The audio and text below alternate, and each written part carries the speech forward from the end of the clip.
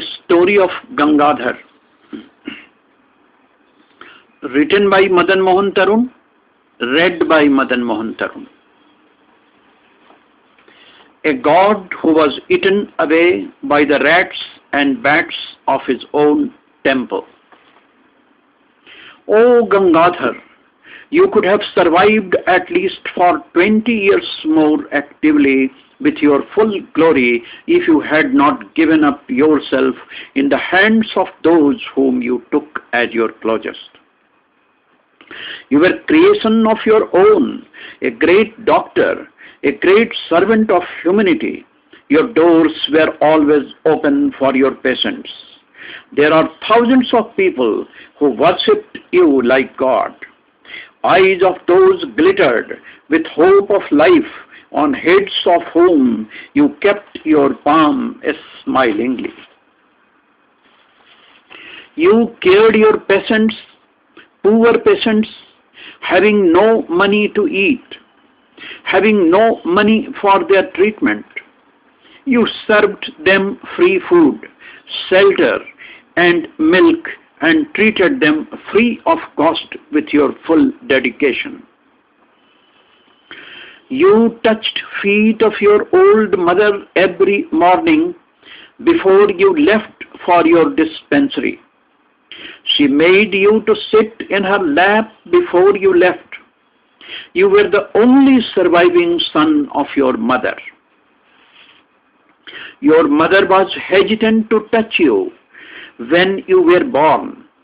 She was afraid of losing you also, as she had lost your 7 brothers one by one before you were born.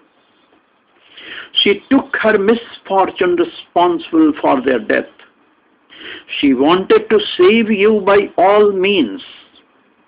You were handed over to your younger auntie, who had lost her husband in her youth. She mothered you for her whole life with great care. She went to a temple and offered maximum years of her life to you, praying the god. It worked. And not only had you survived, but you bloomed with your full color and fragrance.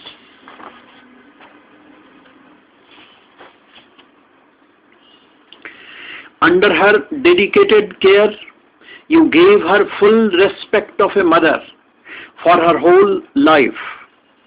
She was the super authority of Saidabad House, the place you belonged to. You invented a medicine and named it on her name, Anupama Churn. You addressed her as Chachi with great respect.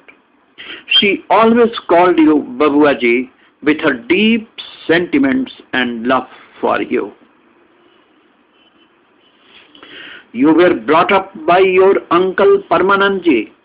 He was a great Ayurvedic doctor and a great traveler.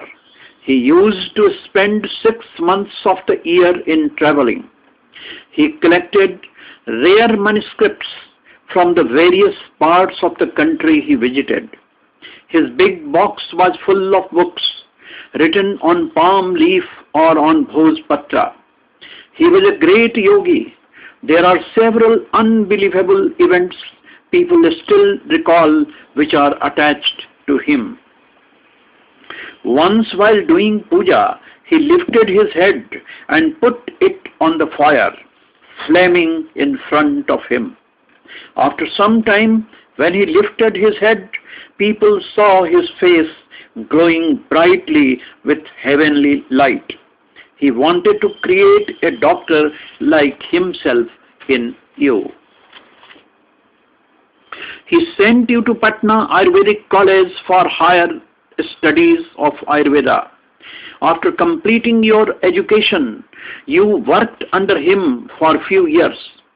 He handed over the dispensary Paramanandasthale to you after he was fully satisfied with your abilities and attitude. He left for Kamrup Kamakhya in Assam for his further meditations. Gangadhar never forgot him. He named his all houses on his name. He invented some new medicines and named after him. He treated his dispensary never less than a temple, as it was a gift of his Guru and everything for him. But what a fate you faced, Gangadhar. It is unbelievable. A lotus which filled every direction with its fragrance was crushed seriously under the feet of wild animals. Oh Gangadhar, you could have survived at least for 20 years more actively with your full glory if you had not given up yourself in the hands of those whom you took as your closest. Lakshpati Devi, your wife, who was the pillar of your family, was greatest hurdle for those who were planning to empower everything whatsoever you had.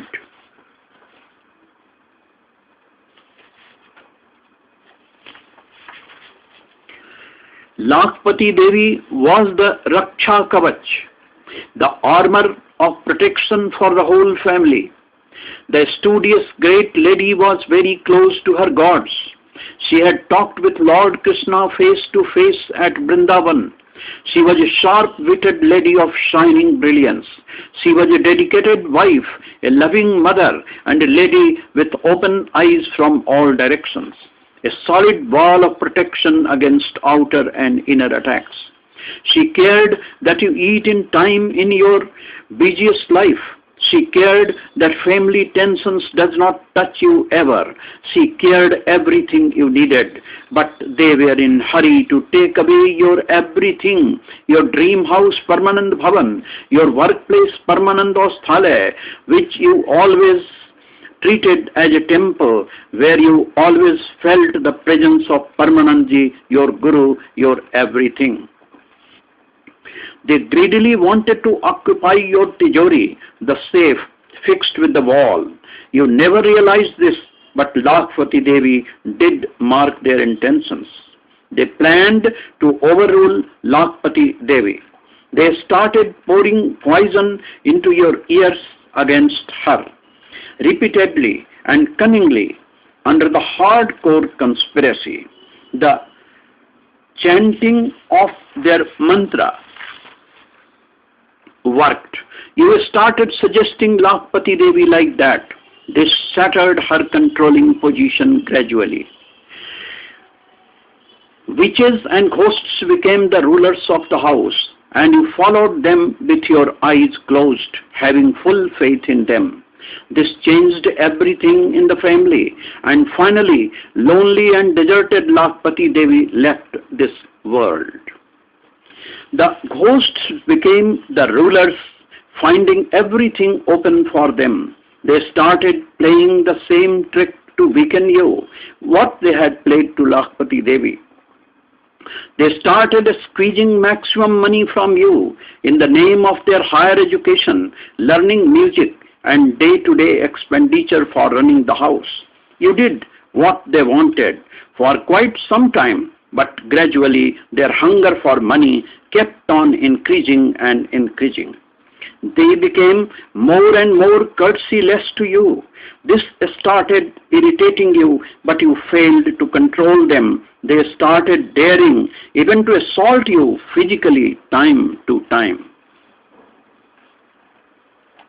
Your dish of food was crushed by Suj several times by the ghosts while you were eating.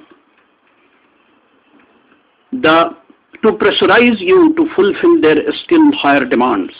These things started leaking out through the maid servants. People started questioning inquisitively. They dared to stop your visitors very often.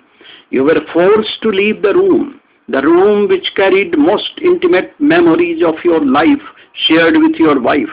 Vampires and ghosts forced you to shift to the drawing room on the ground floor.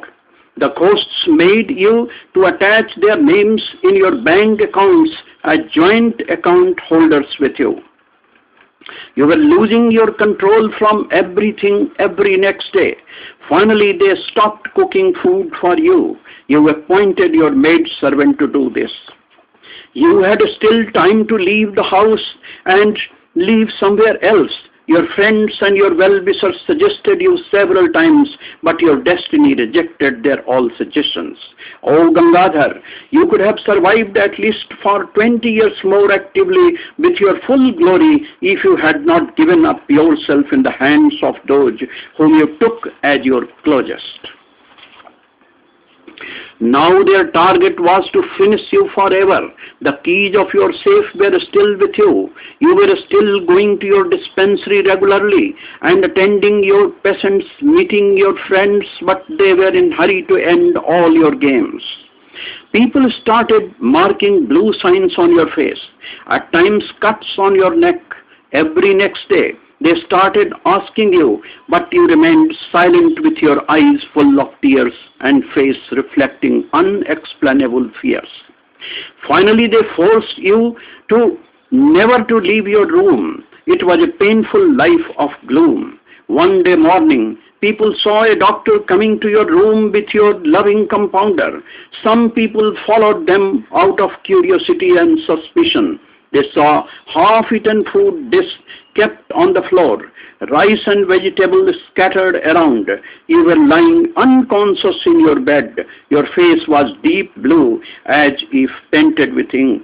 Your compounder watched you for a moment, ran inside, brought a blade, cut your Yagyopavit, the sacred thread, and ran inside taking the pious thread key of your safe tied with it. Your body shivered for a second and it went cold and calm forever. After a few moments, doctor declared you dead. People heard crying sounds of witches and ghosts from inside of the house. With pain or pleasure, only they know better. Ghosts have their own culture.